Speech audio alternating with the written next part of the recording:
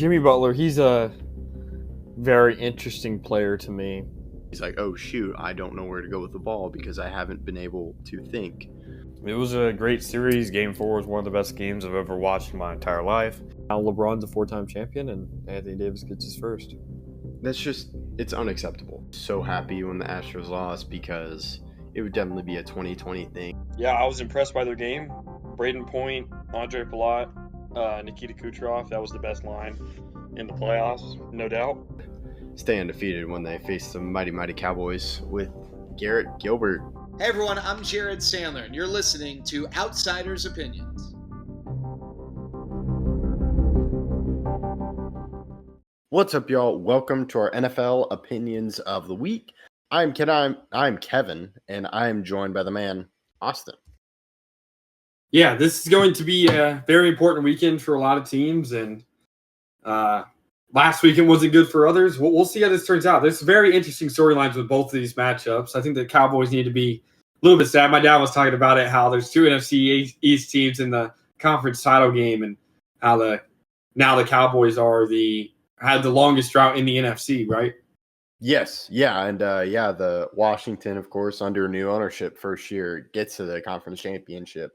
And then you also have the Eagles, who do a lot of cap stuff. Like you have that big contract to Carson Wentz. They get rid of that, get a pick, and then they get Jalen Hurts. And also, this is a team that paid Jalen Hurts big money, paid A.J. Brown big money, and they went out and spent money on Saquon Barkley. They also, I don't know if you saw the finalists for a lot of awards, a lot of Eagles, rightfully so. Zach Bond, I think, is in the conversation for something. I don't know if it was Defensive Player of the Year, maybe, but Zach Bond was a guy they just signed and developed. You, of course, have Vic Fangio. And then on the other side, you have an exciting thing with the Commanders and Dan Quinn, unders for sure. But I think the biggest story with the Commanders is Jayden Daniels.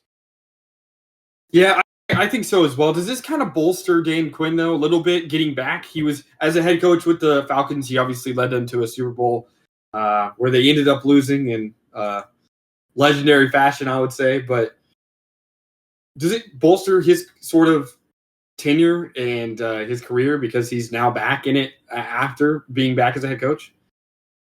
Yeah, I do think it adds some credit to him because it ended It ended weirdly with Atlanta. They were a good team for a little bit. Had some good.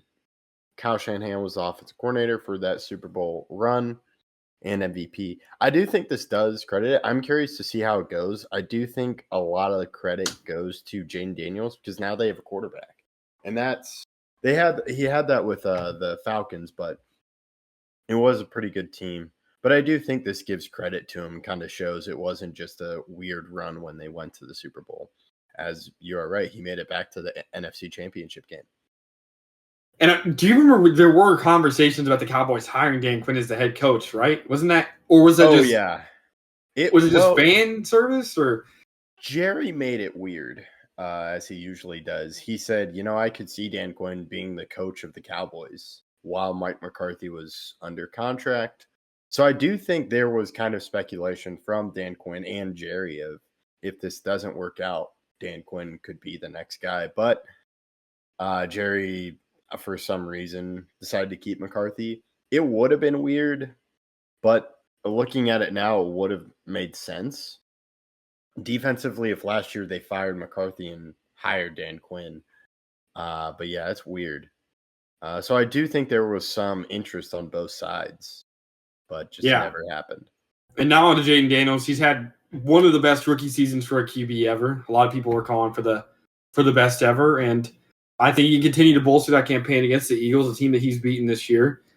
What do you think is really the key for the game for the Commanders?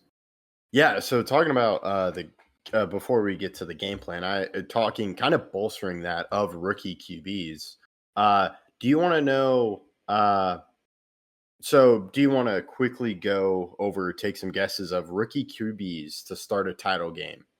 Do you want to quickly rattle those off, or there's about Ben Roethlisberger, Yep. That's so always the one I remember. Yeah. Was there any others in the 2000s? Yes. One I'm pretty sure you won't get, but there are. So the total is 6, including Jane Daniels. So you have Jane Daniels, Ben Roethlisberger. Then there are 3 others, and I would say that I didn't realize one of them was a rookie, but I can go list them off if you want to try 2 more. Okay. I'm trying to think. I think the one in 2000s I can get. I'm just trying to think of that one. I'll be satisfied. There are 4 in the 2000s, including Roethlisberger. This may be a bad guess. Is it Flacco? Flacco is 1. That's a good guess. Come on. Okay. Anyone else in the 2000s? Yes, there are 2 others.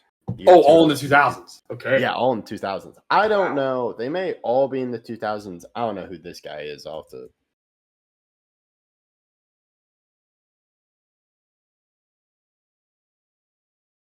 I have no idea. It looks like this guy was in the 2000s as well, but.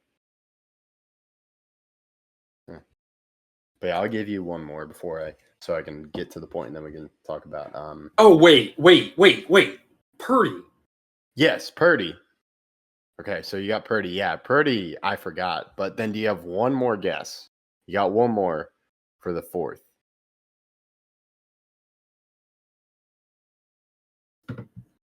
Has it been since 2010?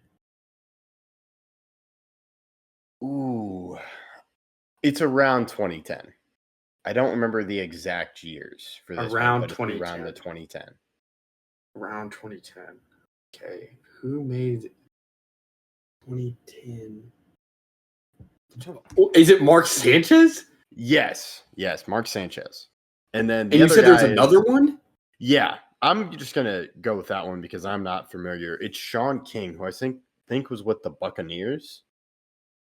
I would not have gotten that. Yeah, no, that's why. But yeah, you got Purdy, Sanchez, Flacco, Roethlisberger, Sean King, Jane Daniels, and I bring this tweet up, not only testing Austin's knowledge, but this is where their team's scoring defense is ranked. It's from a tweet from Kyle Brandt.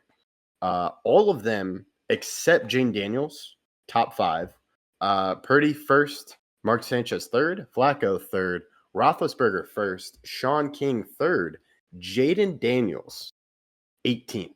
To me, that kind of goes to show, while they do have a good defense, and he is another rookie, I place it more on the offense because the offense is scoring points. This defense isn't scoring points. To me, that kind of bolsters Jane Daniels. And for me, talking about the game plan, but I wanted to bring that up with Jane Daniels because that bolsters of just like he is playing at an elite level, not just for a rookie quarterback, for a quarterback as well, and just happens to be his rookie year. To me, their game plan, I think you ride with Jane Daniels, but it's going to be the passing game. They have Terry McLaurin, who had a great run, like I think it was a screen touchdown for the Lions, against the Lions in the game. But to me, it's going to be their passing because it's going to be tough to run against that defensive front. We've talked about the Eagles' defense, and it seems like a lot of teams pick on Quinyon Mitchell, even though I do think the Eagles have a good secondary, but I do think they're going to have to take advantage. And what can Jane Daniels do out of the pocket? So that, to me, is going to do it. And on the offensive end, and then defensively, it's going to be you have to stop the run. Yeah, stopping the run is key, right? Because I think both these teams are kind of known with their QB runs. They're two of the best teams in the league at QB runs. Now, the Eagles obviously have the tush push, and Jalen Hurts had a 44-yard run against the Rams. So both of these teams are kind of known for it. But wait, it wasn't against the Rams. It was against the Packers. Right. Which one? The 44-yard run that Jalen Hurts had, was that against the Packers? I think that was against the Packers. My mind is blurry right now. Well, he might have had a run because he got injured. Hurts. Yeah, he had a touchdown run at some point in these playoffs. That was 44 yards. I just can't remember who he was against. I think it was against the Packers, but I can't remember. But both of these teams have really big run games, and I think that I think both of the teams know that running the ball is going to be a big part of this game, and their ability to do that will determine who wins. But I think the comparison between AJ Brown, Devonta Smith versus De'Ami Brown and Terry McLaurin, I think will be a bigger storyline. If the Eagles can't pass the ball at all, then Washington can force on the runs and stop those from happening as much. I think Washington really has a chance that their passing game can get going. They've really bolstered that recently. Zach Ertz back in Philly has played really well this season, and they also have De'Ami Brown coming into his own, Terry McLaurin having a good year. Jamison Crowder is now back in the mix. Zacchaeus has played fine in some big games, so I think the passing attack is going to be more important to wins because both teams, I think, understand how important the run is. Now, Saquon's going to be a beast no matter what happens. It's just, can you hold him to 100 instead of 200? Yeah, and as I, of course, did not do well in the prediction against the Lions because I thought the Lions were just going to run on the Commanders. As I look at it, as I pull up the schedule, there it is. I'm pulling up their game schedule. The Lions had over. I'm trying to figure. They had close to 200 rushing yards, but there were some big plays. Well, yeah, it's different when your team gets 200 versus one player, and yeah, because Jalen Hurts is going to get yardage, and so is Saquon. It's just, can you hold them under their averages? Yeah, and so talking about it with the Bucks, they got 101 total yards, and yeah, that's going to be the key. But the problem is they still won those games, and I do think it's because of the offense. So to me, it's going to be putting pressure on Jalen Hurts because I'm curious how Dan Quinn is a great offensive mind. I've talked about how he has struggled with the run, though. But the key is forcing Hurts, who is also dealing with an injury and hasn't done well in the passing game, as you mentioned. They might just stack it and trust their corners because they have Marshawn Lattimore, and then I want to say another rookie, and then Mike Sandstrom. Yep. So they may just go have them beat our guy mentality, and so we'll have to see. But it's going to be very interesting, and I think it should be really fun. And I do think it's exciting with the Eagles and Saquon Barkley and just what he's done. And, of course, his running game in the snow last week against the Eagles or against the Rams. Yeah, I'm interested to see how the D-line for the Eagles also plays. They played a big role in the win that they had against the Rams. A lot of pressure on Matt Stafford, a lot of stopping Kyren Williams. Jalen Carter played a big part in that game, and I think he's going to play an even bigger role in this game. Sam Cosmi got injured for Washington last week, and that's a big injury. The Washington D-line, O-line. While Jaden Daniels is extremely good under pressure, you can't be getting hit every play.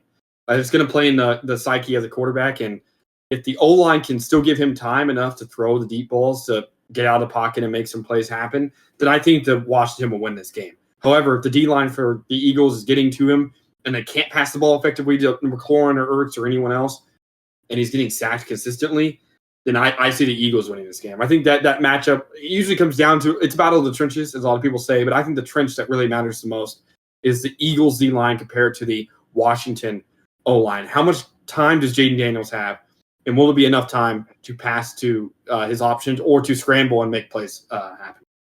Yeah, and talking about that defense, just there are so many storylines, especially with all the coordinators. The defense coordinator for the Eagles, Vic Fangio, while he struggled as a head coach, he's a fantastic coordinator defensively. And I'm curious, will be his third time playing Jaden Daniels. And how does he attack Daniels? What can he do to generate that pressure? While they do have a not healthy offensive line, as you mentioned, Sam Cosmi, who's a huge player for them, how does he take advantage? How does he give his secondary time? Because I'm sure Cliff Kingsbury, who is a hot coaching candidate right now, wants to get the ball out quick. But what does Vic Fangio do? So yeah, I do think I think Jalen Carter can wreck the game. He's been incredible, and he did that against the Rams. I will say Jane Daniels, of course, is more mobile than Stafford. So how does Jane Daniels use his legs not only to run, but to extend the passing plays? Yeah. Extending is a big part of quarterbacks like this. I mean, we see that in the other game with Mahomes and Josh Allen, right? It's the ability to extend plays and make something happen down the field. And that's what we've seen from Jaden Daniels to this point in his career. And again, if he makes it to the Super Bowl, that'd be huge. We have a different video coming out on what it would mean for each of these QBs' careers and this season alone if they do make it. But Jaden Daniels is having one of the best starts to a career you can have. Yeah, it's pretty incredible, and we'll have to see how that goes. And yeah, now I think we can go over to the AFC where I was rooting for the Ravens, but this is just the more storyline. You have the Bills and Chiefs once again. The Chiefs are at 7 straight AFC championships. Mahomes has never missed an AFC championship in his career. Has missed some Super Bowls, of course, but I think this one's tough to me. What do you think about when you see this game or are thinking of how this game will play out? I don't know. It's gonna be really close. It really is going to come down to those tight-knit plays. I mean, these teams have played each other so many times in big moments, and I mean, just this season we've seen amazing moments between these teams. I don't know. What do you think? Yeah, this one's tough for me because I do think you need the Chiefs offense to get going. And while the defense is incredible, and to me that's what has pushed these Chiefs teams so well. First Super Bowl in this was their offense, but their defense was still making key plays. Yeah, they had a touchdown. Yeah, they had a touchdown from Nick Bolton in the Super Bowl. Then last year, of course, I think it was the offense just made key plays, but to me, this is going to be a high-scoring affair. It's going to come down to the final seconds, final minutes, of course, but I do think you saw Kelsey get into his rhythm against the Texans, and now you need to see Mahomes get into his rhythm. There has been talk about Mahomes this season. I honestly don't have a problem with him missing the Pro Bowl because his numbers don't look good. This season, he hasn't played statistically well. He's just done enough. And I view it as he's just doing just enough to win, doesn't need to be flashy or anything. But this is the moment where you need Mahomes to be Mahomes and the guy that people view him as the best quarterback in the league. Because Josh Allen has been showing that, and that's what the Bills have needed to win. But to me, it's going to come down what quarterback makes the right throw and doesn't turn over the ball. That's going to be huge as well because we've criticized Allen for that, and he's done exceptionally well.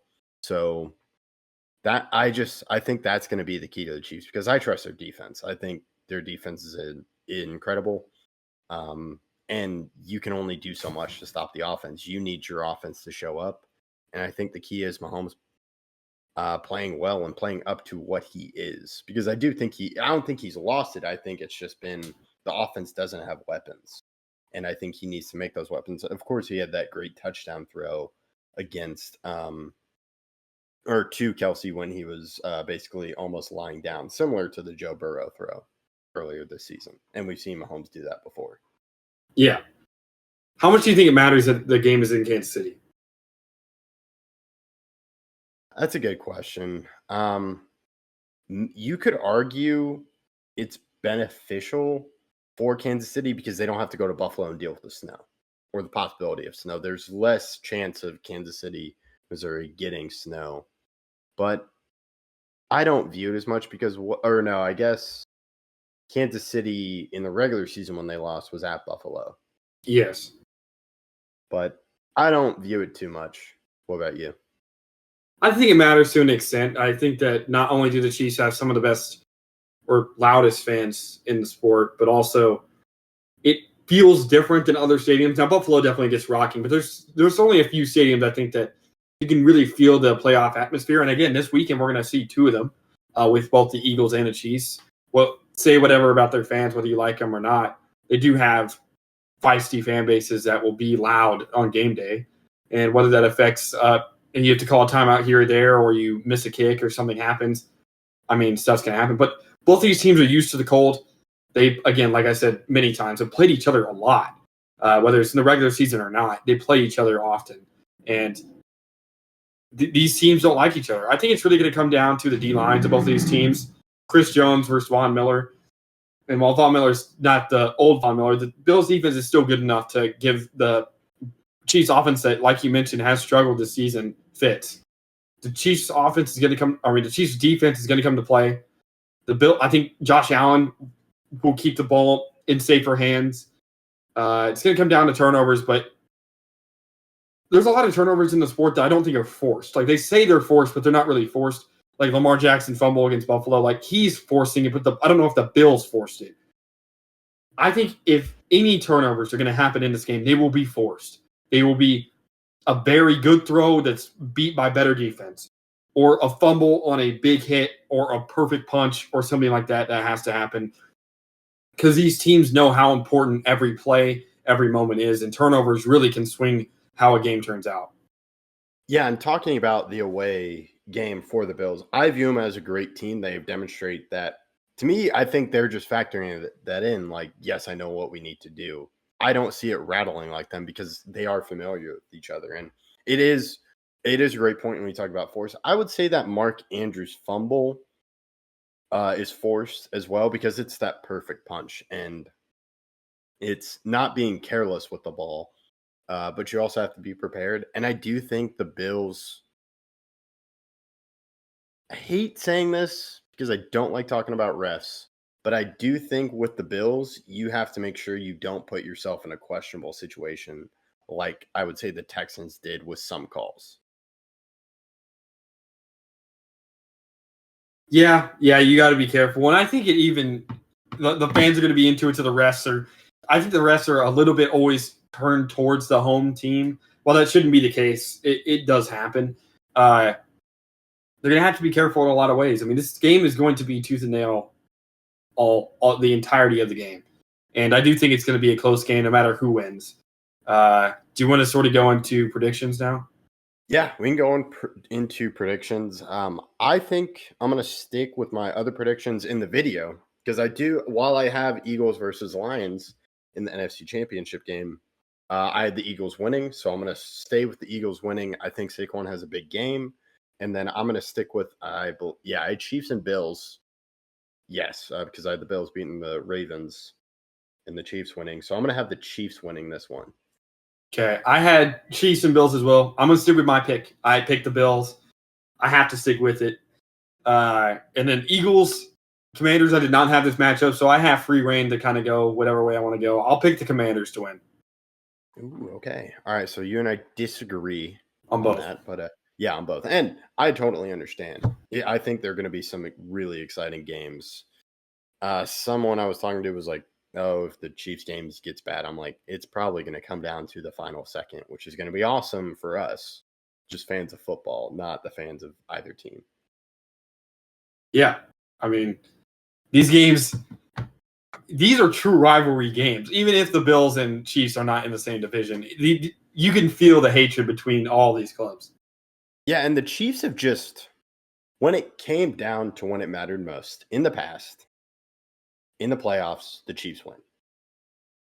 Bills win the regular season, but the Chiefs win in the postseason. And to me, that kind of builds that rivalry of like almost big brother-ish a little bit. Where definitely. Especially because the Bills had not won a title. Like if they had won a title, even if they didn't beat the Chiefs, but had won a title because they went through the Bengals or went through the Ravens to get there, I'd make sense. But it definitely is a big brother situation here, especially between Josh Allen and Patrick Mahomes. I feel like Josh Allen kind of sees him as that. He's like, I got to beat this guy. Yeah, because it's like, you can get MVP, you can win the regular season. I'll win when it matters and get Super Bowls. Eagles and Commanders, it is just NFC East, which should be fun. And we'll keep you updated on all that. We appreciate you listening, and thank you for listening to Outsiders Opinions.